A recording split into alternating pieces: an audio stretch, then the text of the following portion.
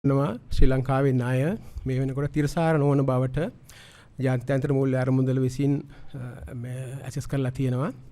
ඒ නිසා මේක අපි ජාත්‍යන්තර මූල්‍ය අරමුදල සමග ඇති කරගත්ත ගිවිසුමේ එක අංගයක්. අපිට ඒක අඛණ්ඩව සිදු කරගෙන යාමට අවශ්‍ය නම් මේ රාජ්‍ය ණය ප්‍රතිව්‍යුහගතකරණය අවශ්‍ය වෙනවා. ඒකේ කොටස් දෙකක් තියෙනවා. දේශීය ණය ප්‍රතිව්‍යුහකරණය සහ විදේශීය ණය ප්‍රතිව්‍යුහකරණ. අපි විස්තර ඉස්සරහට කතා කරමු. අපි අනෙක් කොටස කරගෙන යන අතරම දේශීය ණය ප්‍රතිව්‍යුහගත කිරීමට ප්‍රමුඛතාවය ලබා දීලා තියෙනවා. විශේෂයෙන්ම අපිට ඉතා ඉක්මනින් මේ කටයුතු අවසන් කිරීමේ අවස්ථාව පැනලා ගිලා තියෙනවා. ඒකත් විස්තර අපි ඉස්සරහට කතා කරමු. ඉතින් ඒකේ කොටසක් විදිහට තමයි අපි ඊයේ මේ පියවර ලබා ගත්තේ. එතකොට මේ සම්බන්ධයෙන් මට මේ වෙනකොට කියන්න තියෙන්නේ මේ ප්‍රමාණය පමණයි. මම ඒ නිසා රාජ්‍ය මුදල් අමාත්‍යාංශයේ මහ බැංකුව අධිපතිතුමාට ආරාධනා කරනවා මේ පිළිබඳව කෙටි පැහැදිලි කිරීමක් කරන්න කියලා. බොහොම ස්තුතියි ලේකම්තුමා. විශේෂයෙන් මේ මම හිතන්නේ දැනටමත් දැක්ක මාධ්‍යයේ දැනටම පළ වෙලා තිබුණ මේ විස්තර කෙටියෙන් සාරාංශයක් වශයෙන් මේ ඉදිරිපත් කරන බලාපොරොත්තු වෙන්නේ මොකද්ද අත් වශයෙන්ම මේ දේශීය ණය ප්‍රතිව්‍යුහගතකරණයේදී ඉදිරිපත් කරපු වැඩපිළිවෙල කියන එක. ලේකම්තුමා කිව්ව විදිහට මේකදි කරන්න බලාපොරොත්තු වෙන්නේ අපේ දේශීය සම්පූර්ණ රජයේ ණය තිරසාර මට්ටමට ගේන්න නම් අපි ජාත්‍යන්තර මූල්‍ය අරමුදල සමග එකග වෙච්ච ආකාරයට තියෙන්නේ දේශීය ණය යම්කිසි ආකාරයක දැනට තියෙන නිර්ණායක අවුරුදු 10 කාලයක් තුළ යම්කිසි ආකාරයකට ස්ථාවර මට්ටමට ගේන්න ඕන. ඒකෙන් තියෙන්නේ දැනට උදාහරණයක් විදිහට රාජ්‍ය ණය දළදේශීය නිෂ්පාදනයේ ප්‍රතිශතයක් විදිහට දැනට තියෙන 2021 අන්තිමට තිබිච්ච 128ක් GDP එකේ ප්‍රතිශතය 95%කට වඩා අඩු මට්ටමකට 2032 දී ගේන්න ඕන. ඒක තමයි පළවෙනි නිර්ණායකය. දෙවෙනි එක gross financing needs කියන්නේ සම්පූර්ණයෙන්ම රජයේ මූල්‍ය කරන අවශ්‍යතාවය 2022 දැනට තියෙන මට්ටමට ප්‍රතිව්‍යුහ කරේ නැත්නම් 34.6ක්. ඒ කියන්නේ වාර්ෂිකව රජය දළදේශීය නිෂ්පාදන ප්‍රතිශතයක් විදිහට 34.6ක් තියෙනවා gross financing need කියන එක. ඒක ගේන්න ඕන සාමාන්‍යයෙන් 13% මට්ටමකට 2027-32 අවුරුදු 5 කාලය තුළ 2034 තියෙන එක සාමාන්‍යයෙන් 13 හෝ ඊට පහළ මට්ටමකට ගේනවා. ඒක තමයි දෙවන නිර්ණායකය. තුන්වෙනි එක විදේශීය ණය සේවාකරණය foreign debt servicing කියන එක. දැනට දළදේශීය නිෂ්පාදනයේ 9.4ක් පවතිනවා 2022 අන්තිම වෙනකොට. ඒක 2027-31 කාලය තුළ 4.5ක් මට්ටමට වාර්ෂික විදේශීය ණය සේවාකරණය 4.5 මට්ටමට පල්ලෙහාට ගේන්න ඕන. එතකොට මේ ඉලක්ක ටික ළඟා කරගත්තොත් විශේෂයෙන්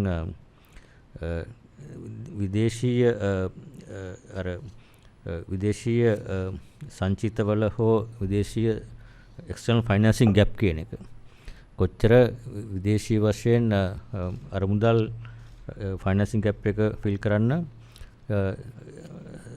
ලැබෙන සහනය $16.9 billion වලින් අඩු වෙනවා. මේ ඉලක්ක තුන ළඟා කරගත්තා. ඒ ඉලක්ක තුනේ ළඟා කර ගැනීමේදී තියෙනවා කොටස් තුනක්.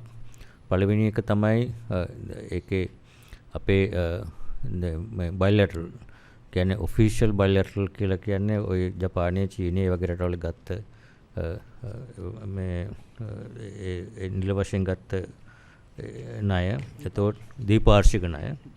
දීපාර්ශ්වික ණය සාකච්ඡා පරිශ්‍රම කරගෙන යනවා. එතකොට ඒක එක ආකාරයක ඒගොල්ලන්ගේ ණය ප්‍රතිගත කිරීම. දෙවෙනි එක වාණිජ්‍ය වශයෙන් ගත්ත අර මේ දේශීය මේ විදේශීය sovereign bonds වලින් ගත්ත ඒවා. එතකොට commercial basis එක ගත්ත ඒවා සාකච්ඡා කරගෙන යනවා. එතකොට තුන්වෙනි කාරණය තමයි මේ ඉලක්ක ළඟ කරගෙන දේශීය ණයත් යම් කිසි ආකාරයකට ප්‍රතිව්‍යුහගත ප්‍රසස්තිකරණයක් කරන්න වෙනවා. ඒක තමයි ඒ අංශ තුනෙන් තමයි මේක ගන්න බලාපොරොත්තු වෙන්නේ. එතකොට ඒක වෙන වෙනම සාකච්ඡා කරගෙන. ඒතර ඒකේ පළවෙනි ඒක එක පියවරක් තමයි මේ දේශීය ණය ප්‍රශස්තිකරණය කියන එක. ඒතර ඒක කොහොමද කරන්න කියන එක දේශීය ණය ප්‍රශස්තිකරණය කිරීමේදී එක ආකාරයක් තමයි රජයේ බදු වැඩි කළා අර රජයේ ප්‍රයිමරි සර්ප්ලස් එක කියන එක 2.3කට දැනටම එකඟ වෙලා තියෙනවා නදි කාලිනව. එතකොට ඒක 2.3 ළඟ කරගෙන කොටසක් ගන්න පුළුවන්. නමුත් ඒක ප්‍රමාණවත් නැති නිසා ඒක ගන්නේ බදු වැඩි කරලා ආදායම වියදම අඩු කරලා ඒක දැනටම පාර්ලිමේන්තුව අනුමත කරපු ක්‍රමයකින් යනවා. එතකොට ඊට අමතරව මම කිව්වා අනිත් කාරණා දෙකෙන් තමයි කරන්න බලාපොරොත්තු. එතකොට අපි දැනට මේ ඉදිරිපත් කරපු මේ ප්‍රසන්ටේෂන් එක ඊයේ කැබිනට් එකට සහ මේ අනිත් අයට ඉදිරිපත් කරපු ප්‍රතිශය අනුව විදේශීය ණය අපි බලාපොරොත්තු වෙනවා ඒ තුලින් අර gross financing need කියන එක කරේ නැත්නම් 16.8ක් ඔය කියන තත්ත්වයේ තියෙන 2027-31 කාලය තුල. ඒතර ඒක කරාම අපි බලාපොරොත්තු වෙන එක 14.2 දක්වා අඩු කිරීමට. 16.8 14.2 කියන්නේ 2.6ක් as a percent of GDP අඩු වෙනවා. නමුත් අපේ ඉලක්කය 13 දක්වා අඩු කිරීමට. එතකොට එතනින් තව 1.2කට හෝ ඊට වැඩි ප්‍රමාණයක් දේශීය ණය වලින්. එතකොට විදේශීය ණය වලින් 2.4ක් වෙනකොට දේශීයව බලාපොරොත්තු වෙන 1.2ක් විතර ප්‍රමාණයක් අවම වශයෙන්. ඒක තමයි ප්‍රධාන වශයෙන්ම දේශීය ණය ප්‍රතිවහගත කරන අර gross financing need කියන එකේ ඒක ඉදිරි කාලය තුල රජයට දල වශයෙන් ගන්න තියෙන ණය බර අඩු කිරීම. ඒ සඳහා ඉදිරිපත් කරු විසඳුම තුලින් යෝජනාව තුලින් ඇත්ත වශයෙන්ම ඒ ක්‍රියාත්මක කරොත් ඒක අඩු වෙනවා 12.7 දක්වා. 13න් පල්ලෙහාට තියෙනවනේ 12.7 දැනට කරලා තියෙන. ඒ කියන්නේ 0.3ක යම්කිසි ස්පේස් එකකුත් තියෙනවා ඒ හරියට ක්‍රියාත්මක කරනත් යෝජනාව. ඒතකොට ඒක තමයි ඉලක්කය සහ බලාපොරොත්තුව gross financing need එක. අනිකුත් දලදේශීය මේ debt to GDP කියන්නේ කොහොමත් 90%ටත් පල්ලෙහාට එනවා මේක ක්‍රියාත්මක කරොත්. ඒතකොට දේශීය වශයෙන් කරන්නේ මොකද කියලා අපි කල්පනා කරලා බලුවොත් දේශීය වශයෙන් කියන්නේ ප්‍රධාන වශයෙන් ගන්නේ භාණ්ඩාගාර බිල්පත් සහ බැඳුම් කර. ඒතර භාණ්ඩාගාර බිල්පත් දැනට තියෙනවා ට්‍රිලියන් 4.1ක්. ඒකෙන් 62.4ම තියෙන මහ බැංකුව සතුව. ඒතර අපි හැමෝම දන්නවා අපි කලින්ම යෝජනා කරලා තිබ්බා මහ බැංකුව සතුවේ වයින් ප්‍රතිශත රීස්ට්‍රක්චරින් වලට එකඟ වෙලා අපේ තියෙන භාණ්ඩාගාර බිල්පත් ඉදිරි කාලීන භාණ්ඩාගාර බැඳුම් කර බවට පත් කරන්න එකඟ වෙලා තියෙනවා. ඒතකොට ඒ තුලින් තමයි මේ 1.2 කියන අවශ්‍යතාවයෙන් 101ක්ම දායකත්වය ලැබෙන්නේ මහ බැංකුව සතු භාණ්ඩාගාර බිල්පත් රීස්ට්‍රක්චරින් කියන්නේ මේ බොන්ඩ්ස් වලට භාණ්ඩාගාර බිල්පත් සහ වල බිල්පත් ප්‍රමාණය බැඳුම් කරවල දීර්ඝකාලීන බැඳුම් කරවලට මාරු කිරීම එක්ස්චේන්ජ් එකෙන්. ඒක කොටසක්.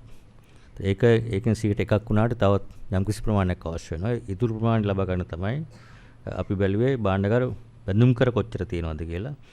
දැනට තියෙන විදිහට භාණ්ඩාගාර බැඳුම් කර තියෙනවා ට්‍රිලියන් 8.7ක්.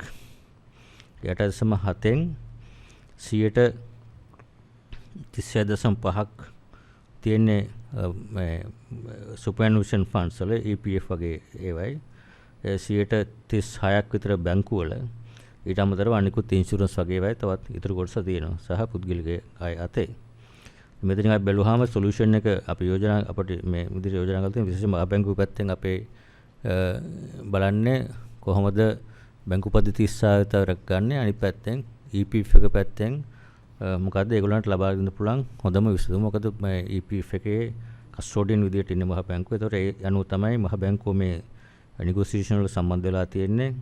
කොහොමද ඒ ප්‍රශස්තිකරණය ඔප්ටිමල් සොලියුෂන් එක ලබා ගන්න විශේෂයෙන් ජනතාවගේ තැන්පත් ආරක්ෂා කර ගැනීම එකක්.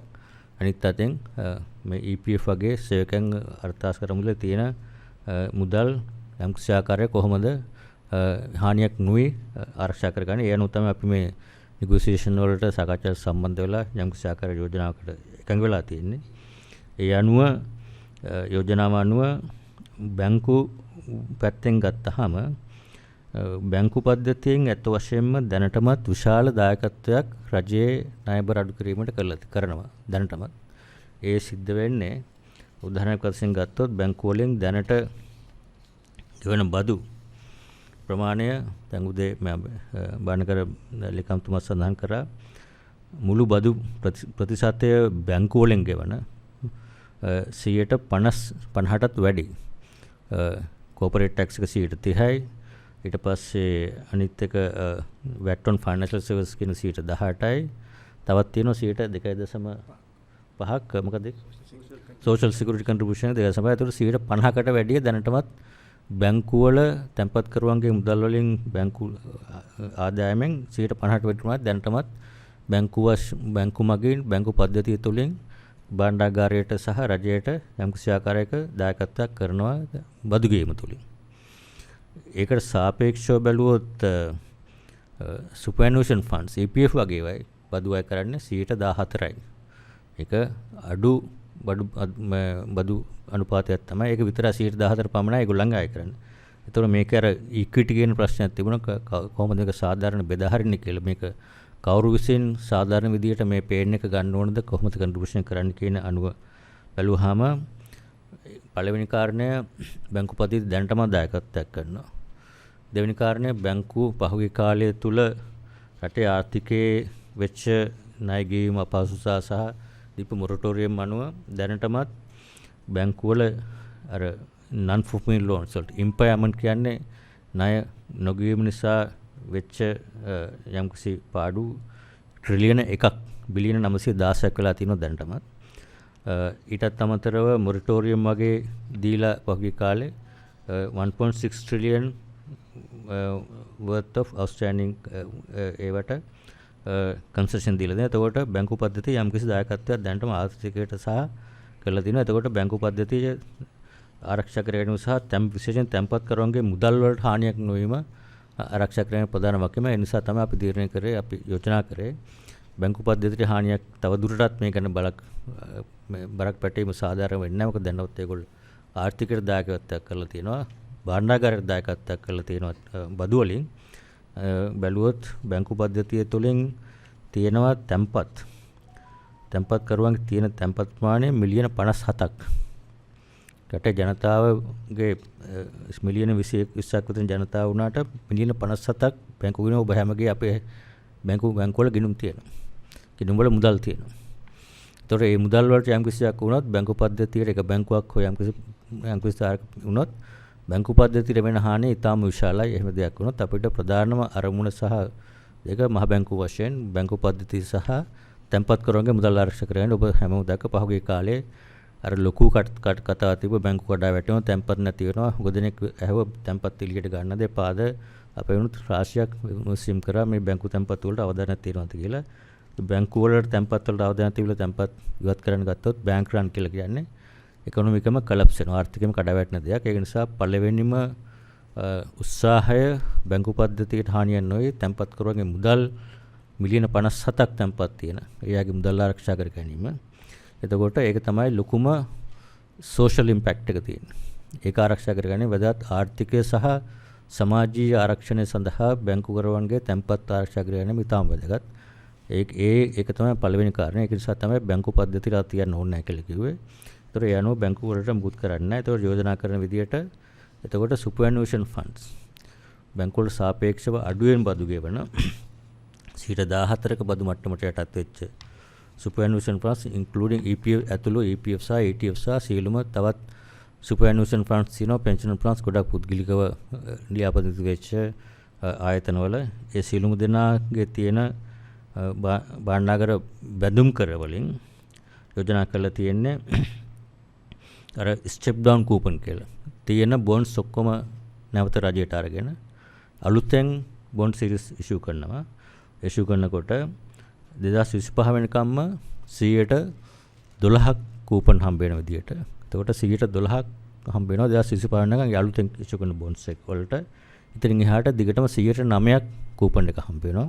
එතකොට මේ යෝජනා කරපු ක්‍රමය තුළ විශේෂයෙන් අපි EPF එකේ කියන එක අපි බැලුවාම විශාලම ෆන්ඩ් එක 9ක් අනිවාර්යයෙන්ම ඒගොල්ලන්ගේ ඉදිරි යනකොට ඉදිරි වසර කිහිපය තුළ 9 රිටර්න් එක ඒගොල්ලන්ට හැම අපි දන්නවා EPF තියෙන අයගේ තමන්ගේ ස්ටේට්මන්ට් එක ආවහම කොච්චරද බැලන්ස් එක කියලා මාස 6කට සැරයක් EPF එකෙන් එවනවා.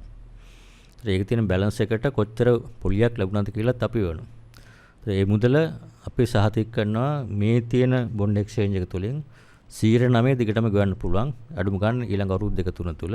එතනින් එහාට ආයෝජනය කරන හැටියට රිටර්න් කම්පැනි විදිහට උද්දමන 5% නම් මම හිතන්නේ අවම 9 නිසා 9 ගෙවන්න පුළුවන් කියලා අපි විශ්වාස කරන ඉදිරිය දීර්ඝ කාලිනව. එතකොට ඒ 9 ගෙවීම ආරක්ෂා වෙනවා. අනිකුත් වැදගත් කාරණේ තමයි තමන්ගේ EPF එකේ තියෙන බැලන්ස් එක දැනට තියෙන ස්ටේට්මන්ට් එකේ තියෙන බැලන්ස් එක ඒක අඩු වෙන්නේ නැහැ. හැමම තමන්ගේ තියෙන බැලන්ස් එක එහෙමම තියෙනවා. ඉදිරියේදී ලැබෙන්න තියෙන රිටර්න් එක ආයෝජනයේ ලැබෙන ප්‍රතිලාභය 9% සහතික කරනවා. તો රජයේ පැත්තෙන් සහතිකයක් දීලා තියෙනවා. යම් කිසි ආකාරයකට ඒක අඩු වෙනවා නම් 9% යම් කිසි ආකාරයක අඩුවක් වෙන්නේ නැහැ කියලා අපි විශ්වාස කරන්නේ.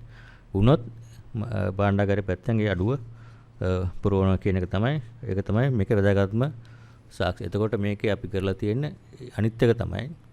එතකොට මේක සහභාගී වීම ධර්මවත් කිරීම සඳහා එහෙම තමන්ගේ ඒ භාණ්ඩාගාර බඳුන් කර හෝමාරුවට සහභාගී වෙන්නේ නැති අයට නැත්තම් ඒගොල්ලන්ටත් තියෙනවා choice එකක්. ඒක තමයි එහෙමනම් සාමාන්‍ය අනිත් අය බදු ගෙවන 14% වෙනුවට 30ක් ගෙවන්න පුළුවන්. එතකොට EPF එකට හරි අනිත් සුපර්ඇනියුෂන් ෆන්ඩ්ස් ඕනම එකකට තියෙන තෝරා ගැනීම තමයි මේ මේ ඔප කරපු එක්ස්චේන්ජ් එකට එක්ක සහභාගී වෙන්න කැමැත්ත ප්‍රකාශ කරන්න පුළුවන්. වෙලා මේ තියෙන බොන්ඩ්ස් ටික රජයට දීලා අලුතෙන් බොන්ඩ්ස් ලබාගෙන ඒ ක්‍රම ඉදිරියට යන්න පුළුවන්. එහෙම නැත්නම් තියෙන තමන්ගේ ආදායමෙන් 14%ක් රජයට බදු ගෙවීම වෙනුවට 100% බදු ප්‍රතිශතය 30% දක්වා වැඩි කළා. එතකොට රජයට ඒ පැත්තෙන් ඒ සහනය ලබා ගැනීම තමයි බලාපොරොත්තු වෙන්නේ. එතකොට ඒක තමයි දල වශයෙන් එක අනිත් එක තමයි පොඩි දෙයක් තියෙනවා. අර රාජ්‍ය බැංකු ඒවා තියෙනවා SLDB සංවර්ධන බඳුන් කර සහ FCB loans කියලා යම්කිසි පොඩි ප්‍රමාණයක් තියෙනවා. ඒ ටිකත් යම්කිසි ආකාරයක ඔප්ෂන්ස් 3ක් තියෙනවා. එකක් මේ අර ISP වලට ඔෆර් කරපු විදියට එකක්. එහෙම නැත්නම් බයිලැටරල් විදියට ඔෆර් කරපු රිස්ක් කිරින් ඩොලර් වලින් දෙනවා නම් එහෙම නැත්නම් රුපියල් වලින් ගන්න පුළුවන්. මම හිතන්නේ බැංකුව වඩාත් කැමති දක්වන්නේ අපි හිතන්නේ ඒක රුපියල් වලින් එක්ස්චේන්ජ් කරන එක. ඒගොල්ලන්ට පොලිස් රේට් එක අපේ මේ තියෙන ප්‍රතිපත්ති පුලියන පාතියට 100 එකක් වැඩි කරලා ග්‍රේස් පීරියඩ් එකක් නැතුව ඒකට දීර්ඝකාලීන බොන්ඩ්ස් ගන්න පුළුවන්.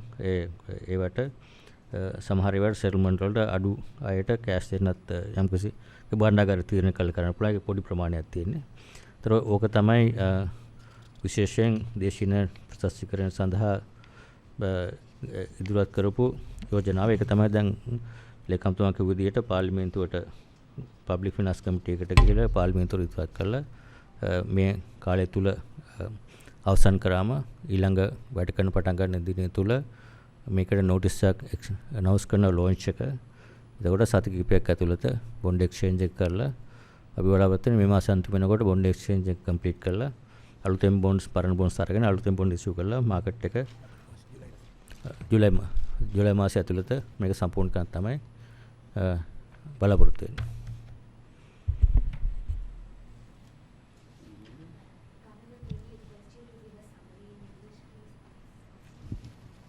Take long time.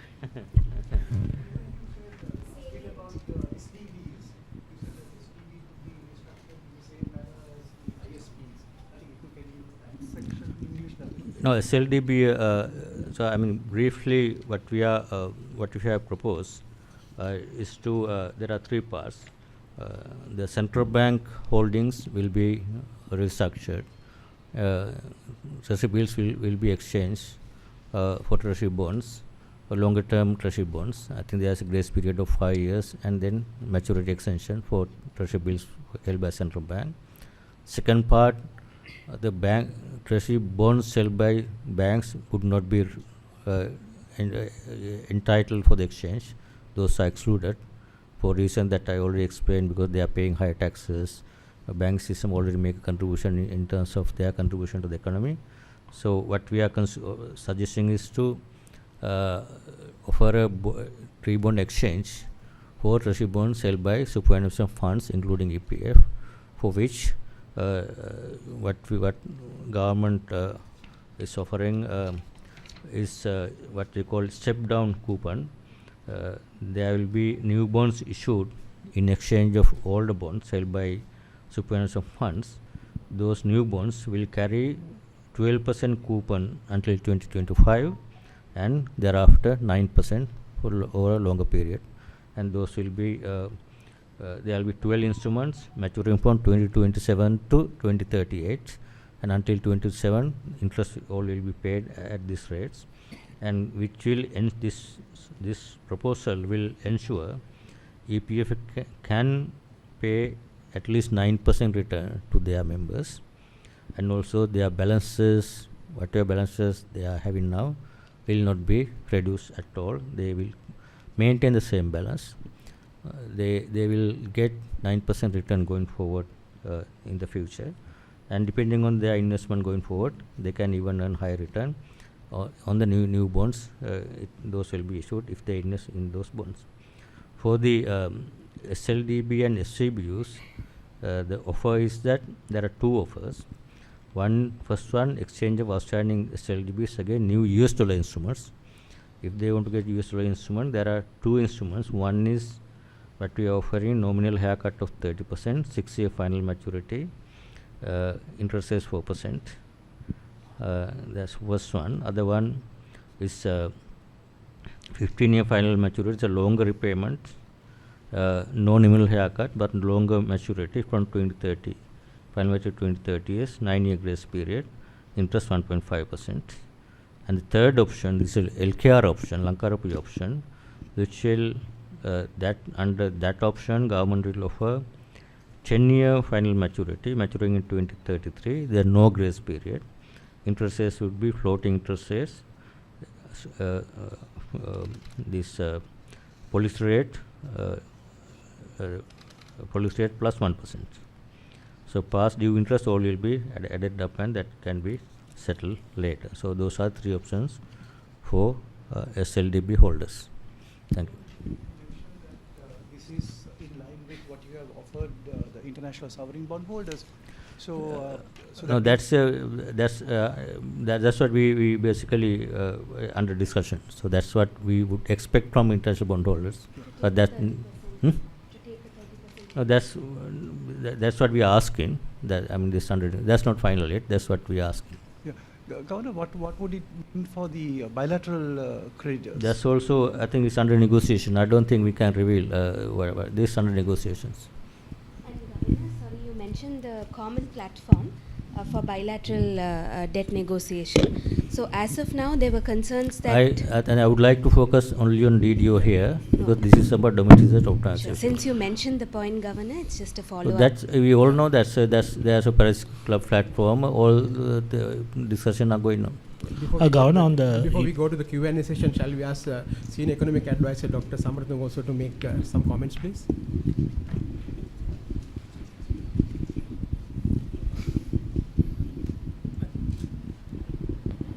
සාකච්ඡා කරන්නේ අද දේශීය ණය ප්‍රතිව්‍යුහකරණය පිළිබඳව. අපි මෙතෙන්ට ආවේ 2022 තිබිච්ච ආර්ථික අර්බුදයෙන් යන්න ප්‍රවේශ වෙන්න මාර්ගයක් නැති නිසා රජය තීරණය කරා ජාත්‍යන්තර මූල්‍ය අරමුදලේ සහාය ලබා ගැනීමට. ඒ සඳහා අපි මාණ්ඩලික මට්ටමේ එකඟතාවයක් සැප්තැම්බර් මාසයේ ගිය අවුරුද්දේ එකඟතාවයට පැමිණියා. නමුත් එහිදී වෙන අවස්ථාවල වගේ නෙවෙයි ජාත්‍යන්තර මූල්‍ය අරමුදල ප්‍රකාශ කර සිටියා රජයේ ණය සමස්ත ණය තිරසාර භාවයකට පත් වෙන තුරු එහෙම නැත්නම් දිගින් දිගටම ජාත්‍යන්තර මූල්‍ය අරමුදල කියා හිටියා අපේ ණය ප්‍රමාණය තිරසාර භාවයෙන් ඔබ්බෙහි තියෙන්නේ එළියේ තියෙන්නේ නිසා තිරසාරදාරයට පත් වෙන තුරු ඒ සඳහා වැඩ කටයුතු කරන තුරු අධ්‍යක්ෂ මණ්ඩලයේ විධායක මණ්ඩලයේ මේ විධායක සභාවට ජාත්‍යන්තර මූල්‍ය අරමුදලේ මේ යෝජනාව ලංකාවෙන් ඉදිරිපත් කරපු යෝජනාව ඉදිරිපත් කරන්න බෑ කියන එක. මුතුමාලාට මතක ඇති සැප්තැම්බර් මාසේ 1 වෙනිදා ඉඳලා මේ අවුරුද්දේ මාර්තු 20 වෙනිදා වෙනකන් රජයට ණය දීලා තියෙන ජාත්‍යන්තර ණයකරුවන් අතර දීර්ඝ සාකච්ඡාවක් තිබුණා. ඒ සාකච්ඡාවේ මූලික අරමුණ උනේ ෆයිනෑන්සිං ඇෂුරන්ස් මූල්‍යකරණ සහතිකයක් එම ණයකරුවන්ගෙන් ලබා ගැනීම. අපිට ඒක සම්පූර්ණ කරන්න පුළුවන් වුණේ මාර්තු මාසයේ දෙවන සතියේ මේ අවුරුද්දේ. ඒ අනුව මාර්තු මාසයේ 20 වෙනිදා වෙනකොට ජාත්‍යන්තර මූල්‍ය අරමුදල එකඟ වුණා අපේ ඉල්ලීම පිළිගැනීමට සහ ඉදිරියට කටයුතු කිරීමට. ඒ අනුව අවුරුදු 4ක වැඩසටහනක් ඇතුළේ තමයි දැන් අපි ක්‍රියාත්මක වෙන්නේ ජාත්‍යන්තර මූල්‍ය අරමුදල එක්ක. එහි ප්‍රධාන අංග 5ක් තියෙනවා. පළවෙනි එක තමයි ආදායම් පාදක රාජ්‍ය මූල්‍ය ඒකාබද්ධකරණයක් සිද්ධ කරන්න ඕනේ කියන එක. සරල වශයෙන් සඳහන් කරොත් රජයේ ආදායම 100% නිෂ්පාදනයේ 8% මට්ටමකට වැටලා තිබුණා 2020-21 අවුරුදු වල. ඒ තත්ත්වය ඉහළ නංවා ගන්න ඕනේ කියන තවත් කරුණු ඒට අන්තර්ගතයි. දෙවෙනි කාරණේ තමයි අපි අද කතා කරන ණය ප්‍රතිව්‍යුහගතකරණය පිළිබඳ කතාව. ණය තිරසරභාවය ලංකාවේ නැහැ කියන එක ජාත්‍යන්තර මූල්‍ය අරමුදල කිව්වේ බොහෝ කාලයකට කලින්. ඒ දෙවෙනි කාරණේ. තුන්වෙනි කාරණේ තමයි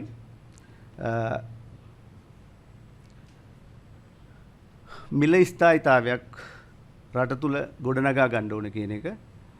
ඒකට ප්‍රධාන කාරණේ තමයි ඔබතුමාලා ටික විස්තර කරන්නත් ඕනේ නැහැ. ඇත්තටම අපේ රටේ මෙතෙක්කල් නොදකපු උද්දමනකාරී පරිසරයක් පහුගිය අවුරුද්දක එකමාරක තුල තිබුණා. ඒක යම් ප්‍රමාණයකට ස්ථාවර භාවයකට පත් කර ගන්න ඕනේ කියන කාරණේ තුන්වෙනි එක. හතරවෙනි එක මහ බැංකුව බොහොම අවධාරණයෙන් කියපු කාරණේ මූල්‍යාංශයේ තියෙන ස්ථාවර භාවය ආරක්ෂා කර ගන්න ඕනේ කියන එක. ඒ සඳහා විශාල පියවර ප්‍රමාණයක් මහ බැංකුවත් රජයත් අරගෙන තිනවා. ඊට අමතරව පස්වෙනි කාරණේ වශයෙන් දූෂණ විරෝධී ක්‍රියාපිළිවෙතකට රජය ප්‍රවේශ විය යුතුයි. ඒක ඒ සඳහා ව්‍යුහාත්මක ප්‍රතිසංස්කරණ සිදු කළ යුතුයි. ඒ වගේම රටේ ආර්ථික වර්ධනය නංවා ගැනීම සඳහා ව්‍යුහාත්මක ප්‍රතිසංස්කරණ සිදු කළ යුතුයි කියන එක. එතකොට මේ කරුණු පහෙන් ණය ප්‍රතිව්‍යුහගතකරණය කියන කාරණේ ඇර අනිකුත් කාරණා සම්බන්ධයෙන් වන රාජ්‍ය ප්‍රතිපත්ති දැන් ක්‍රියාත්මකයි. ඒවයි සාධනීය ප්‍රතිඵලත් බොහෝ ඒවා තියෙනවා. රටේ සමස්ත ණය ප්‍රමාණය 2022 අගභාග වෙනකොට ණය තොගය එක්සත් ජනපද ඩොලර් වලින් බැන්නහම බිලියන 83.67 බිලියන 83.7ක් කියලා ගන්න පුළුවන්. අද අපි කතා කරන මාතෘකාවට අයත් දේශීය ණය ප්‍රමාණය එක්සත් ජනපද ඩොලර් වලින් බිලියන 42.1. ඉතුරු හරිය විදේශ ණය විදිහට තමයි සලකන්නේ. ඒනොත් ප්‍රතිව්‍යුහගතකරණයට අදාළ කරගන්නේ බිලියන 19.8ක ප්‍රමාණයක්. ඒ ප්‍රධාන ආයතන 4කට අයිති ශ්‍රී ලංකා මහ බැංකුවට, ඒ වගේම බැංකු කීපයකට, වාණිජ්‍ය බැංකු සහ අනිකුත් බැංකු වලට, ඒ වගේම EPF එකට, අර්ථසාධකාර මුදලට, ඒ වගේම තවත් වෙනත් මූල්‍ය සහ රජයට ණය සපයලා තියෙන ආයතන වලට තමයි ඒක අදාළ වෙන්නේ. මේක හතරට තමයි අදාළ වෙන්නේ මේ බිලියන 19.8 කියන එක. ඒ ආයතන හතර නැත්නම් මේ වර්ගීකරණය කරපු හතර ආයතන හතර ඇතුලේ ණය ප්‍රතිව්‍යුහගතකරණය කියන එක විවිධාකාරයට සිද්ධ වෙන්නේ. හැබැයි අවසාන ප්‍රතිඵලය අපි බලාපොරොත්තු වෙනවා කිසියම් ආකාරයකට මිශ්‍රිත වැඩපිළිවෙලක් ඔස්සේ යම්සි සහන ප්‍රමාණයක් රජයට ලබා ගැනීමට ප්‍රතිව්‍යුහගතකරණය ඔස්සේ. ඒ පමණයි මම දැනට කියන්නේ. ඔබතුමාලාගේ ප්‍රශ්න වලට තියෙනකොට අපි ඒ ගැන සාකච්ඡා කරමු. පුළුවන් තරම් අපි අද කතා කරන මාතෘකාවට විතරක්ම සීමා වෙනවා. ගොඩක් ස්තුතියි. Governor, this 9% return on EPF ETF, even if the market is at market interest rate is at 16-17%, still EPF contributors will get 9%, right? Is that what you're saying? No. So EPF, this is in terms of bond exchange. EPF can assure, EPF can provide a return of 9%. Market interest rates are for new investment now. Yeah. If you look at the whole portfolio of say 3 trillion, whole portfolio cannot be repriced at market current interest. So whenever they still can earn higher return if they invest new for their new funds. That's up to the EPF. At the same time, are you all considering to diversify the investment through some other means, EPF, ETF investment? No, that's up to the EPF investment committee to determine. That's completely different independent process. EPF can make their own decisions where to invest, how to invest in new instruments or diversify. That's a different thing. It has nothing to do with this thing. This is about bond exchange, that what they are holding now would be exchanged to new bonds, new series of bonds which had longer maturity and 12% interest at the beginning and 9% thereafter. Any new investment, that's up to the EPF to decide that based on their investment strategies.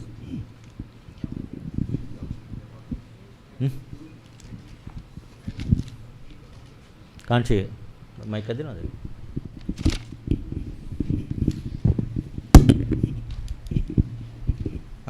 When are you planning to complete the bond exchange and the new bond First auction? bond exchange we intend to complete within the month of July, and there will be notice issued soon after the approval of the Parliament, resolution approval of the Parliament. On first day, the exchange will be launched, and then there will be timelines for them to give their consent or whatever the option. And then we are hoping the bond exchange can be completed by the end of July.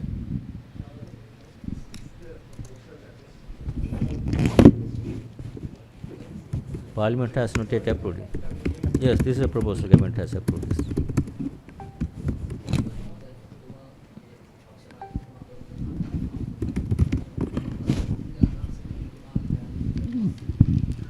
මම හිතන්නේ මම ඒ වෙනත් අයගේ දස් ප්‍රකාශ කිරීම සුදුසු නැහැ කියලා. ඒක එතුමාලා ප්‍රකාශ කරයි දැන් කෝප් එක තියෙනවා පාර්ලිමේන්තුවේ තියෙනවනේ. අපි කිහිල්ල එතෙන්දී ඉදිරිපත් කරේ මේක තමයි විසඳුම යෝජනා කරන දේ ඉදිරිපත් කරා. එතන සාකච්ඡා වුණා සම්බන්ධයෙන්. මහ බැංකුවතුමා දැන් දේශීය ණය ප්‍රතිව්‍යුහගතකරණය යටතේ EPF ෆන්ඩ් එකෙන් රජයට සපයලා තියෙන ණය මේ රිඩක්ෂන් කරන්න හරි මැචුරිටි පීරියඩ් එක දීක් කරන්න හරි බලාපොරොත්තු වෙනවද? ඒක තමයිනේ දැන් කිව්වේ ඒකේ තියෙන දීපු ණය නෙමෙයි. EPF එක භාණ්ඩාගාර බඳුන් කරවල ආයෝජනය කරලා ලබාගත් භාණ්ඩාගාර බඳුන් කර නැවත රජයේ මිලදී අරගෙන ඒ වෙනුවට අලුතෙන් බඳුන් කර නිකුත් කරනවා. පළවෙනි අවුරුදු කිහිපය තුළ 12%ක පොලියක් ලැබෙන කූපන් එක ඉදිරි කාලය තුළ 9% පොලිය ලැබෙන විදිහට බඳුන් කර නිකුත් කරනවා. ඒගොල්ලන්ට වාර්ෂිකව පොලිය දිගටම ලැබෙනවා. පළවෙනි අවුරුදු 5 තුළ පොලිය පමණයි ගෙවන්නේ. ඊට පස්සේ මැචුරිටි 2027 එහාට ක්‍රමානුකූලව ඒ සම්පූර්ණ මැචුරිටි එක කියන්නේ කැපිටල් එක ගෙවාගෙන යනවා. ඉතින් තමයි මේ බොන්ඩ් එක සක්ෂ කළ කරන්නේ. Governor, do you think that this exercise is enough to make Sri Lanka's debt sustainable, the DDR? That's what I mentioned. We show the debt targets that we are supposed to make to restore the sustainability. So we hope that this is a domestic contribution, and we are in the process of negotiating with both bilateral and commercial creditors. So we hope that they also will agree to a solution. That we have 2 more months to complete. So if we agree, if all will be able to agree to the solution, then we should be able to restore the sustainability. There won't be a phase 2 of No, DDR? I don't think this is the solution. At least if you can see the numbers in the presentation, it certainly bring down the debt to GDP below 95%. Gross financing will be below 13%, and debt service payments will be 4.5% per annum. So that's a very reasonable, sustainable solution. I don't think there's any need for us to do it again. Which SOEs have been having? Anything that Central Bank has discussed? There's nothing for the SOE. There's already some of the government guaranteed SOE debt has been absorbed by the government. That's in the treasury, with the treasury now. අධිපතිතුමනි මෙහිදී සඳහන් කළා මේ ප්‍රතිව්‍යුහගතකරණය කිරීමට අදාළ බිලියන 19.8ක් කියලා. එතකොට මේ EPF එකේ මේ ක්‍රියාවලිය හරහා ඒක සම්පූර්ණයෙන්ම අත්පත් කරගන්න පුළුවන් හැකියාව තියනවද? කොච්චර කාලයක් වගේ ගත වෙයිද ඒ ප්‍රමාණය අත් කරගන්න? තේරුණා ප්‍රශ්නේ පැහැදිලි නෑ. දැන් මෙතන කිව්වා ණය ප්‍රතිව්‍යුහගතකරණය කිරීමට අදාළ වන්නේ ඩොලර් බිලියන 19.8ක් කියලා. එහෙම කිව්වද? මම දන්නේ නැහැ නම්බරයක් කියලා. කියන්නේ අපි දැන් මේ කතා කරන දේශීය ණය ප්‍රතිව්‍යුහ ගත කිරීමට අදාළ කොටස ඩොලර් වලින් ගත්තන් පස්සේ 19.8 බිලියන රුපියල් වලින් ගත්තන් පස්සේ දල වශයෙන් 6 ට්‍රිලියන්. ඒ 6 ට්‍රිලියන් එකේ සුපර්ඇනුවේෂන් එකට අදාළ කොටස ට්‍රිලියන 3.5ක් වෙනවා. ඒකට අදාළ කොටස තමයි ඔය අපි කතා කරන්නේ. EPF ETF අර ඔක්කොම සුපර්ඇනුවේෂන් තියෙන ඒ කොටස ඇතුලේ. එතකොට ඉතුරු කොටස කොහොමද ළඟා කරගන්නේ? ඉතුරු කොටස තියෙන්නේ සෙන්ට්‍රල් බැංක් ට්‍රෙෂරි බිල්ස් කොටස තියෙනවා. ඒකේ තියෙන ට්‍රිලියන 2.6ක්. බැලන්ස් එක තමයි SLDB and FCB කියලා තියෙන්නේ. Mr. Senator, you can help me, like, governor said that the tax on this EPF superannuation funds will be increased from 14% to 30%. Can you elaborate on that? How does it happen? දැන් තියෙන්නේ දැන් corporate tax එක දැන් EPF superannuation එකට අදාළ වෙන්නේ අදට දැන් ඔක්කොම අනිත් ස්ටෑන්ඩඩ් රේට් එක තියෙන්නේ 30% corporate tax එක. EPF එකට විතරක් තියෙන්නේ 14%. එතකොට දැන් මේ අපේ DDO එකට ආවොත් ඒගොල්ලන්ගේ 14% එක ඒ විදිහටම ඇප්ලයි වෙනවා. එහෙම නැත්නම් ඒගොල්ලන්ට ස්ටෑන්ඩඩ් රේට් එකට ඒ ෆන්ඩ්ස් ලයබල් වෙනවා. එතකොට දැන් ඒගොල්ලෝ choice එකක් තියෙනවා තෝරගන්න මේ DDO එකට ඒ කියන්නේ දේශීය ණය ප්‍රතිව්‍යුහගතකරණයට යනවද එහෙම නැත්නම් ඒගොල්ලෝ ඉන්නවද කියන එක. එතකොට දේශීය ප්‍රතිව්‍යුහගත කිරීමට ගියොත් ඒගොල්ලන්ට අර දැන් තියෙන 14% එකම ඇප්ලයි වෙනවා. එහෙම නැත්නම් ස්ටෑන්ඩඩ් රේට් එක විදිහට 30% ඇප්ලයි වෙන්නේ. එතකොට මොකද 30% කියන්නේ දැන් ගවර්නර් කිව්වා වගේ අනිත් ඔක්කොම සෙක්ටර් එක බැංකින් සෙක්ටර් එක 50% තියෙනවා. අනිත් කෝපරේට් ඔක්කොම ඉන්ෂුරන්ස් and අද ඔක්කොම 30% තමයි ඒගොල්ලන් ඉන්කම් ටැක්ස් එක ලයබල් වෙන්නේ. 14% දීලා තියෙන්නේ EPF සුපර්ඇනුවේෂන් ෆන්ඩ් වලට විතරයි. එතකොට මේකට එනවා නම් ඒගොල්ලන්ට ඒ රේට් එකම තියෙනවා. එහෙම නැත්නම් 30% වලට ලයබල් වෙනවා. එතකොට choice එක තියෙන්නේ ඒගොල්ලන්ට වඩාත් සුසු එක මොකද්ද වැඩිම රිටර්න් එක තියෙන එක බලලා ඒ අනුව තීරණය ගන්න. අධිපතිතුමනි ඔබතුමාගේ ප්‍රකාශ කරපු බැංකු පද්ධතිය යටතට මේ මූල්‍ය ආයතනත් අඩංගු වෙනවද? ඔව් මේ බැංකු පද්ධතිය කියන්නේ මේ සම්පූර්ණයෙන් මේ ඒ කියන්නේ මහජන තැන්පතු ලබා ගන්න ආයතන කිසිම දෙයකට මේක ඒගොල්ලන්ට මේක අදාළ වෙන්නේ නැහැ. Governor, can you explain on the phase 2 of DDO where you're going to get a hit, the central bank is going to get a hit, the biggest hit I think. Yeah. Explain that. And then if you were going to safeguard the banks, why did you create or there was an impression created that there'll be a run on the banks and extend with the 5-day holiday. Was that relevant? Yeah, I think that's a misunderstanding. So, I mean, you as a, respected financial journalist would know when these things are announced, and there could be a lot of speculation, manipulation in the markets if markets are kept open. So that's the main reason why Friday was announced as a holiday, because all approval will be obtained after the parliament approval. In between there will be a lot of discussion, but obviously proposal is out, it's a proposal. Not yet approved by the parliament properly in legal terms.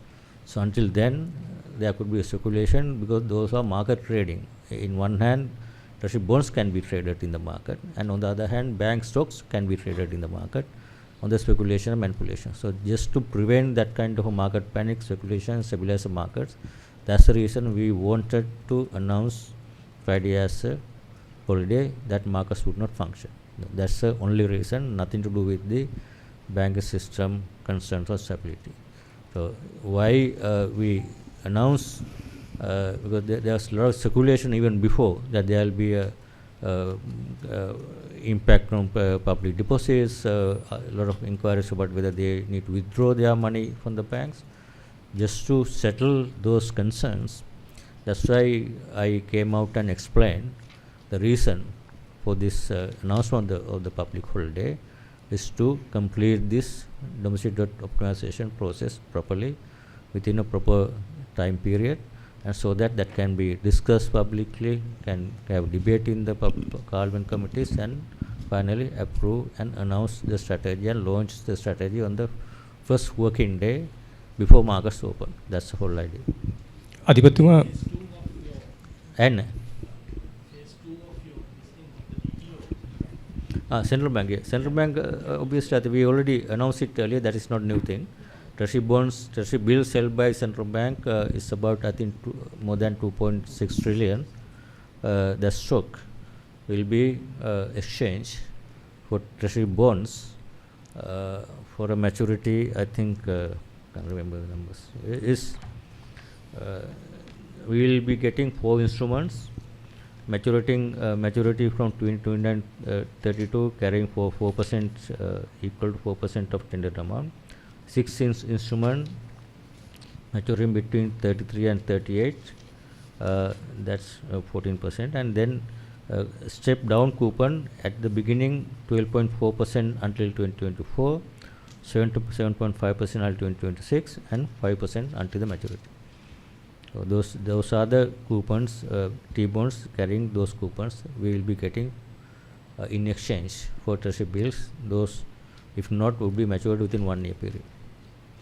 අධිපතිතුමා ISB වල invest කරලා තියෙන දේශීය වාණිජ බැංකු සහ දේශීය ආයතන මෙහිදී සලකන්නේ දේශීය ණය හිමියන් විදිහටද නැත්නම් විදේශීය ණය? විදේශීය ණය හිමියන් විදිහට. මොකද ISB කියන්නේ වෙනම ඉන්ස්ට්‍රුමන්ට් එකක් under different law.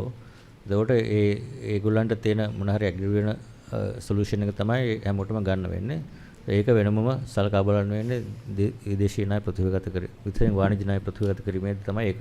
ඔබතුමා කලින් සඳහන් බැංකු පද්ධතිය වෙන මම මුලින් සඳහන් කරන්න ඕන බැංකු පද්ධතියට අපි මහ බැංකුව විසින් උපදෙස් දීලා තියෙනවා දැනටම ඒගොල්ලන්ගේ ISP holding තියෙනවා බැංකු 4-5ක්. ඒ අයට ප්‍රොවිෂන් කරන්න කියලා තියෙන දැනටම 35% ප්‍රොවයිඩ් කරලා තියෙන්නේ ඒගොල්ලන්ගේ ඒ ඉන්වෙස්ට්මන්ට් වලින්. එතකොට අලුතෙන් යම්කිසි ආකාරයක යම්කිසි බලපෑමක් බැංකු පද්ධතියට වෙනවා. ඒ නිසා 35%ට වැඩි හැකට්ටක් ගත්තොත් තමයි ඒගොල්ලන්ට බලපෑමක් වෙන්නේ. ඒ කියන්නේ දැනටම 35%ක් ඒගොල්ලෝ ඒක වෙන ප්‍රොවිෂන් කරලා තියෙන්නේ. ඒ නිසා ඒකෙන් බැංකු පද්ධතියට කිසිම අලුතෙන් ස්ට්‍රෙස්යක් හානියක් වෙන්නේ නැහැ කියන තමයි අපේ බලාපොරොත්තු. මුලින් සඳහන් කළ විදිහට ඔවුන් 150කට වඩා ආදායමක් දෙන නිසා රජයට උන්ට යම්කිසි සහනයක් දෙන්න පුළුවන් ද ඒ කාරණේදී? ඒකේ තියෙනෝනේ අර එකම ඉන්ස්ට්‍රුමන්ට් එක කම්පැරබල් ට්‍රීට්මන්ට් එකක් කියලා තියෙනෝනේ. ඒ කියන්නේ හැමෝටම සාධාරණ ඒ කියන්නේ සවරින් බොන්ඩ් එකක් තියෙන ආයෝජකයාට හැම ආයෝජකයන් එක විදිහට තමයි සලකන්නේ. අධිපතිතුමා මේ ඔබතුමා කිව්වා මේ අරමුදල් වල ආයෝජන ඒගොල්ලන්ට තීරණය කරන්න පුළුවන් තෝරා ගැනීමක් තියෙනවා කියලා. නමුත් ඇත්තටම මේ තෝරා ගැනීම කරන්නේ කවුද? මේ අරමුදල් වල කොටස්කාරයෝ වෙන්නේ වතුකම්කරුවෝ අපි වගේ සාමාන්‍ය වෘත්තීන් කරන අර. එතකොට අපි නෙමෙයි තීරණය කරන්නේ මේ අපි මොකද තෝරගන්නේ කියලා. එතකොට ඒකේ අසාධාරණයක් තියෙනවා නේද? ඒක තෝරා ගැනීම කරන්න තියෙන ඒක අරමුදල් වල පාලනය කරන තියෙනවනේ අපි කියමු දැන් EPF එක නම් මුදල් මණ්ඩලය තමයි කස්ටෝඩියන්. නමුත් ඒ මුදල් මණ්ඩලය කියන්නේ රජයේම පත් කරපු පිරිසක්. කම්කරුවන්ගේ නෑ දැන් මේ රටේ තියෙන නීතිය අනුව EPF එකේ නීතිය අනුව මුදල් මණ්ඩලය තමයි යම්කිසි ආකාරයකට ඒ සමාජිකයන් වෙන්නේ මේ අරමුදල බාරකරු විදියට. එතකොට මේ රජය විසින් කියනකොට ඒ කියන්නේ රජයනේ ණය දෙන්නේ.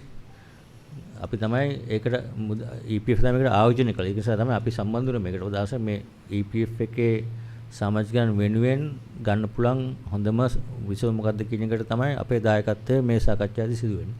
එතකොට ණය දීපු පුද්ගලයා විදියට රජයට කියන්න පුළුවන් මේ අවස්ථාවේදී රජයේ ණය ගැනීමේ තිරසාර බලයක් නැහැ. මේ ඉදිරියට අපිට ණය ගන්න බෑ කියලා කිව්වොත් අපිට EPF එක නේ කාටවත් සතයක්වත් හම්බෙන්නේ නැති වෙන්න පුළුවන්.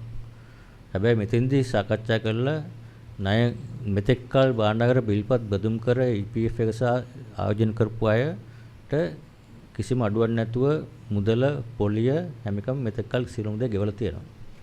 මේකත් කල්පනා කරන්න ඕනේ. ඒ කියන්නේ රජයට කොච්චර මුදල් අමාරු තිබ්බත් භාණ්ඩාගාර බිල්පත් සහ බදුම් කරවලට මෙතෙක් සියලුම ආයෝජන වලට ඒ ආකාරයට ගෙවලා තියෙනවා. හැබැයි විදේශීය අයට දැන් ගිය අවුරුදු අප්‍රේල් ඉඳන් ගෙවීම නවත්තලා තියෙනවා. ගෙවීමට නොහැකි වීම නිසා. එතකොට මේ දිගටම ගියොත් එහෙම වෙන්නේ රජයට මේ ආකාරයට මේ පොලි වලට රජයේ ආදායම හැපෙනවද අඩු කියලා. ඒතකොට රජයේ ප්‍රකාශ මේගොල්ලෝ ප්‍රකාශ කරොත් එහෙම මිදින්දිරියට අපිට ණය ගෙවීමේ හැකියාවක් නැහැ. මේක තාකල්ක නවත්තනවා කියලා EPF එකට 109 නෙවෙයි 100% තමයි ලැබෙන්නේ වෙන්නේ. කිසිම දෙයක් නොලැබෙන්න පුළුවන්. ඒ අවධානය අඩු කළා රජය ඉදිරිපත් කළා තියෙනවා මෙන්න මේක තියෙනවා අවශ්‍ය නැත්නම් රජයේ බදු ගේමේ ඇති තියෙන ජනතා පාර්ලිමේන්තුව සහ බදු ගේමේ ඒක. ඒතර රජය තීරණය කරොත් මේ බදු ගවන්න කියලා. මුකුත්ම කරන්න ඕනේ නැහැ 30ක් බදු ගෙවනවා නම් අනිත් හැමෝම වගේ. ඒතර EPF එක තෝරගන්න තියෙන අනිත් හැමෝටම මේ රජය තීරණය කළා තියෙනවා මේ කරහා මෙන්න මෙහෙම තමයි විසඳුම. එක්ක 30ක් බදු ගෙවන අනිත් හැමෝම වගේ. එහෙම නැත්නම් මේකට සහභාගී වෙලා යම් කිසි ආකාරයක දැනට තියෙන පොලිය ඒ ආකාරය සඳහන් කරගෙන දැනට තියෙන මුදල ආරක්ෂා කරගෙන ඒ ඔප්ටිමයිසේෂන් කියන්නේ මොකද්ද හොඳම විසඳුම කියන එක තමයි මේ සාකච්ඡා මාර්ගයෙන් ඇවිල්ලා තියෙන්නේ. ඒක තමයි මේ කළා තියෙන්නේ. I can't hear you. If the banks were also included in this data, could they have absorbed it? Could they have run with it? Anyone can speculate about this. I mean, our position is that their banks are already is not. We don't want to take the risk of bank run. What is the cost of the bank run? So who is going to lose the value of their deposits? Whole country will suffer if there's a bank run. The economy will collapse. All depositors will lose their money. We know the examples of, for example, small finance companies like ETI, the finance golden key collapse had an impact on certain section of people who held deposits. If the whole country people's their savings are going to be basically going to be affected like this that way, what is the cost? No one can imagine that kind of cost. That's why it's important to protect the public deposits through the banking system. That's where banking holdings or banks have been excluded. අධිපතිතුමනි මේ දැන් මේ කලින් අහපු ප්‍රශ්නයකටම සමාන කොටසක් මේක ඇත්තටම දැන් EPF එක ගැන කතා කරනකොට ඔබතුමා බැංකු පද්ධතිය ගැන විවිධ බිය පැතිරෙන බව කතා කරා. EPF එක සම්බන්ධයෙන් ඔය ආකාරයෙන්ම මතමතාන්තර පළවන රජයේ කොටසක් තියාගන්න යනවා ගෙවන්න නැතු යනවා වගේ නොයෙකුත් කතන්දර පහුගිය ටිකේ ගියා. ඒකෝට දැන් මේ භාණ්ඩාගාර බිල්පත් ක්‍රමයේ හෝ ඔබ යෝජනා කරන අනිකුත් ඒ කියන්නේ අනිත් 130 බදු ක්‍රමයේ යටතේ මේකේ අන්තිම කෙලවරේ ඉන්න අපි දැන් කිව්වොත් අඩු ආදායම් ලවිකම් කරු වගේ බොහෝ පිරිසක් මේකට දායක වෙලා ඉන්නේ. එයා විශ්‍රාම යනකොට ලැබෙන මේ මුදලට ඒකට මොකද වෙන්නේ? සරලවම කිව්වොත් ඉතින් ලැබෙන මුදල ආරක්ෂා කර ගැනීම තමයි මේකෙන් ප්‍රධාන වශයෙන්ම සිද්ධ වෙන්නේ. ලැබෙන මුදල දැනට තියෙන මුදල ඒ ආකාරයෙන්ම වෙනසක් වෙන්නේ නැතුව තියෙනවා. ඊට අමතරව මුදල ආයෝජන EPF එකෝ ආයෝජන කිරීම නිසා ලැබෙන පොලිය ආදායම ඒ තමන්ගේ තියෙන මුදලට 9% බැගින් ඉදිරි කාලය තුලත් පහුගිය කාලේ ලැබුණ 9%යි මේක සුදුස කරන්නේ නැතුව ඉදිරියේදී 9% ලැබෙනවා කියන සාතිකය දීලා තියෙනවා. එතකොට ඒගොල්ලන්ගේ දැන් තියෙන තත්ත්වය සහ ඉදිරියේ තියෙන තත්ත්වය අතර වෙනසක් වෙන්නේ නැහැ මේක තුලින්. හැබැයි මේක නොකර ගියොත් එහෙම 30ක් බදු ගන්න කියලා සිද්ධ වුණත් ඒගොල්ලන්ට මීට වැඩිය ගෙවන්න තියෙන 9% ගෙවන්න බැරි වෙයි 7ක් 8ක් විතර වෙයි ඒකට ගියොත්. ඒතකොට තෝරා ගන්න තියෙන්නේ අපි EPF එකේ කස්ටෝඩියන් විදියට සමාජිකයන් වෙනුවෙන් මොකක්ද ඒගොල්ලන් තියෙන හොඳම විශ්සුම කියන එක. එතෙන්දී අපිට තෝරා ගන්න වෙන්නේ අපි දකින්න විදියට මූලිකව ඒක තව හොඳට කරුණු සලකා බලලා මොන බොන්ඩ්ස් තියෙන්නේ කොහොමද වෙන්නේ යීල්ඩ් එක මොකක්ද දැන් ඒ සලකා බලලා අපේ තීරණ ගන්න ඉදිරියේදී ඒක බොන්ඩ් එක්ස්චේන්ජ් එක අනවුන්ස් කරාම නමුත් මට පේන විදියට මේ තියෙන බොන්ඩ් එක්ස්චේන්ජ් එක සහභාගී වුණොත් 9%ක් ගන්න පුළුවන් කියන විශ්වාසය තමයි අපි සඳහන් කරලා තියෙන්නේ. tempat ඒ තියෙන අරමුදලේ බැලන්ස් එකට මුකුත් වෙන්නේ නැහැ. ඒක ඒ ආකාරයෙන් පවතිනවා. මම දැන් ඒක විශේෂයෙන්ම සඳහන් කළ යුතු වාර්තා කළ යුතු කාරණයක් ඔබතුමා කිව්වා හරි.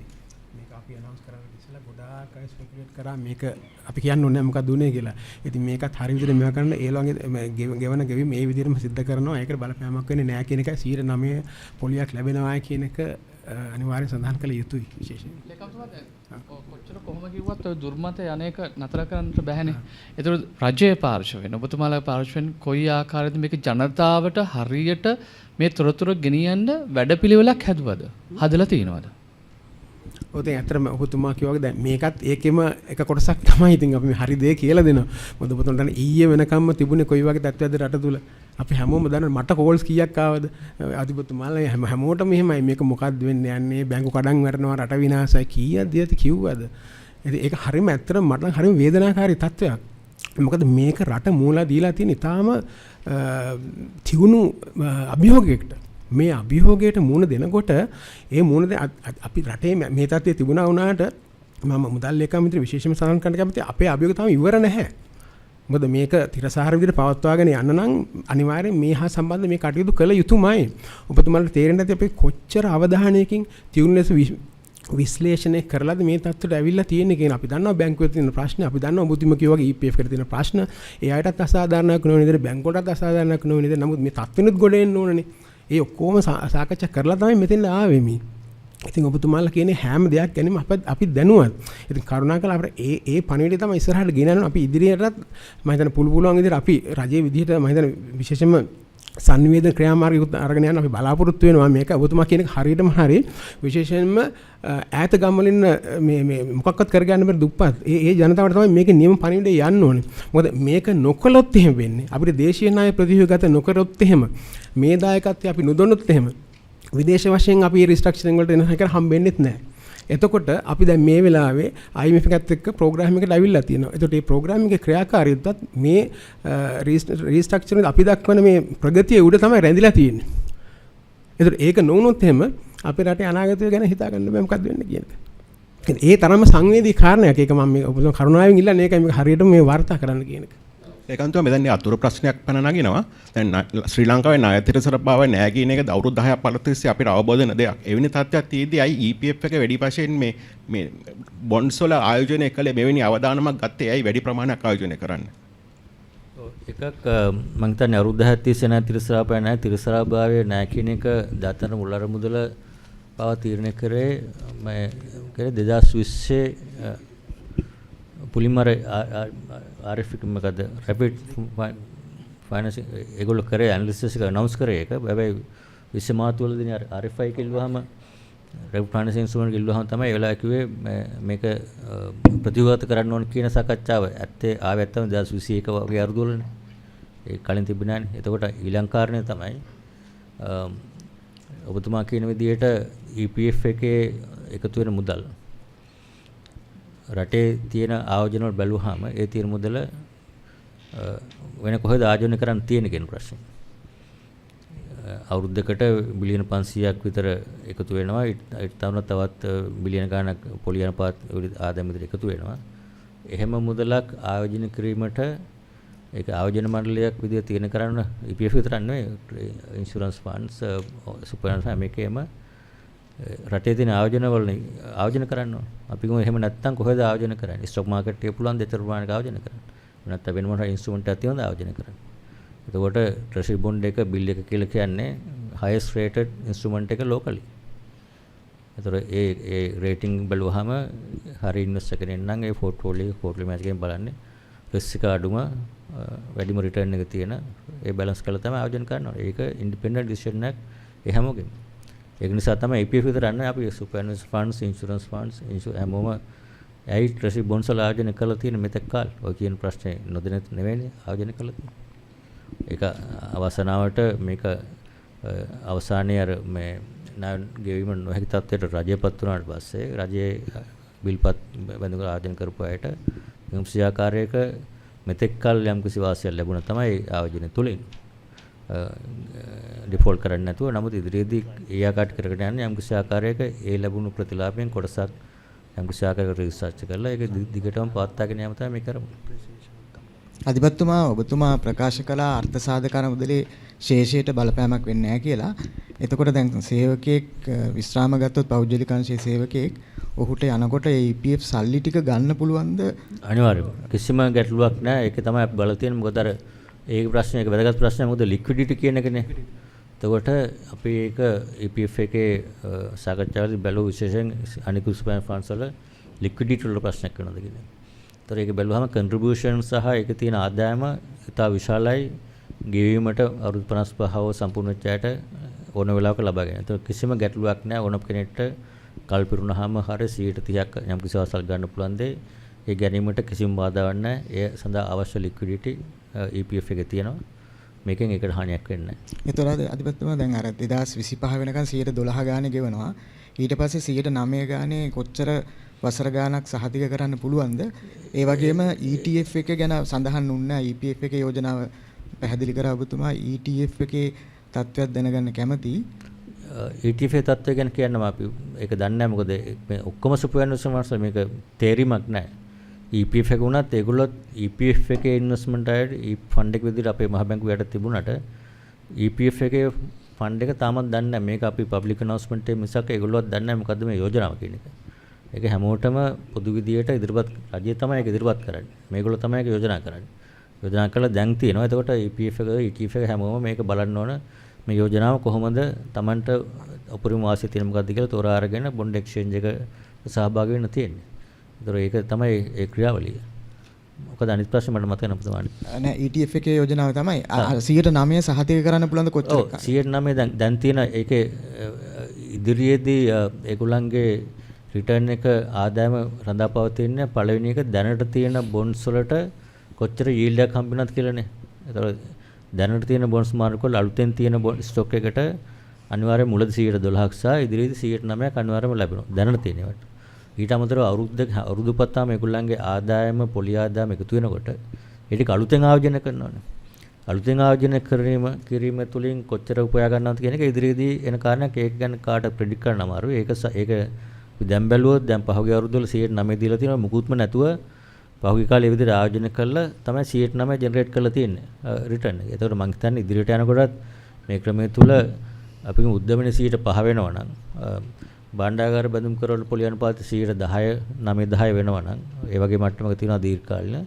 එතකොට 9%ක් ගෙවා ගන්න මම හිතන්නේ අමාරුවක් වෙන එකක් නෑ. ඒක ඉදිරියේදී වෙන දෙයක්. නමුත් මේ තියෙන පෝර්ට්ෆෝලියෝ එකට බලපෑමක් වෙන්නේ නැහැ. ඒකට 9% ගවන්න පුළුවන් කියලා තියෙන පෝර්ට්ෆෝලියෝ එකට විතරක් බැලුවා 9% අවම ගවන්න පුළුවන් මට්ටම තමයි දැන් තියෙන්නේ.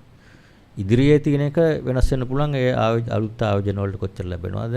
ඒ අනුව ඒක ඉදිරි අවුරුදු 2-3 කාලය තුලම අනිවාර්යයෙන්ම 9% ගවන්න පුළුවන් විදිහට තමයි මේක ස්ට්‍රක්චර් කරලා තියෙන්නේ. මොකද ඒක මේ වෙලාවෙනේ මේක බලපෑම් වෙන්නේ. 2025න් පස්සේ ඉදිරි අවුරුදු කීපය තුල 24 25 ඒ කාලය තුල 26 වුණත් මම හිතන එකක් යෝජනාවක් ආව මුදල් අමාත්‍යාංශය කතා කරාම අවශ්‍ය නම් පනත සංශෝධනය කළ ඊළඟ අවුරුදු කීපය තුල 9% අනිවාර්යයෙන්ම දෙනවා කියන පනතටත් ඇතුළත් කරන්න සූදානමක් තියෙනවා. ඒ කියන්නේ රජයේ සහතිකයක් දෙනවා. වෙනසක් වුණොත් ඉතුරු මුදල රජයෙන් ගෙවනවා කියන.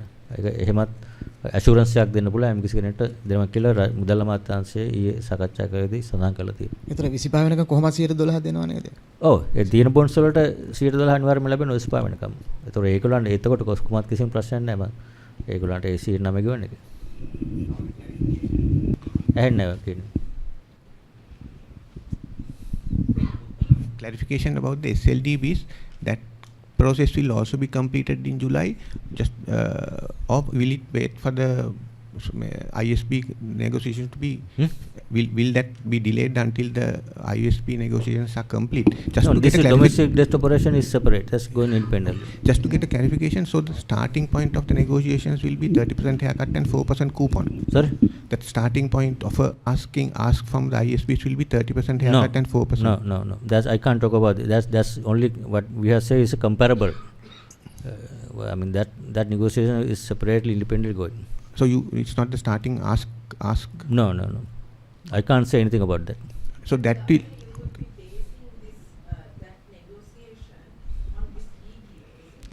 No, the requirement is that we have to do the DDO also for them to be able to continue negotiation, because that say if external creditors are willing to come to an agreement, they want to say what is the contribution from domestic creditors. This is what.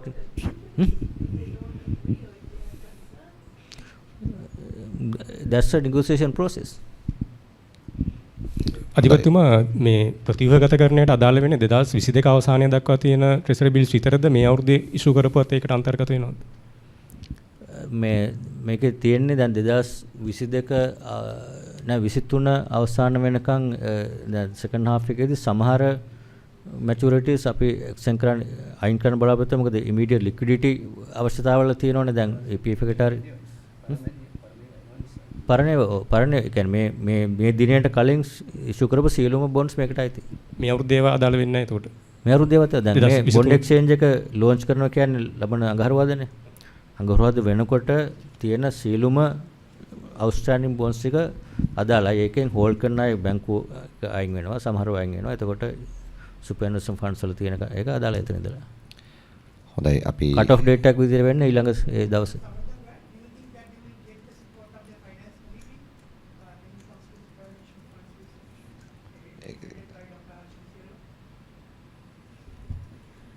That will be discussed among themselves. Those are the representation goes from the central bank and the finance ministry, but the decisions are, made by themselves. It's only, the input goes from us, They will be discussed and, the finality will be known to us, probably end of the day. එහෙනම් බොහොම ස්තුතියි. අපි මාධ්‍ය සාකච්ඡාව මෙතනින් සමාප්ත කරනවා. ඔබ සියලුම දෙනාටත් බෙහෙවින් ස්තුතිවන්ත වෙනවා.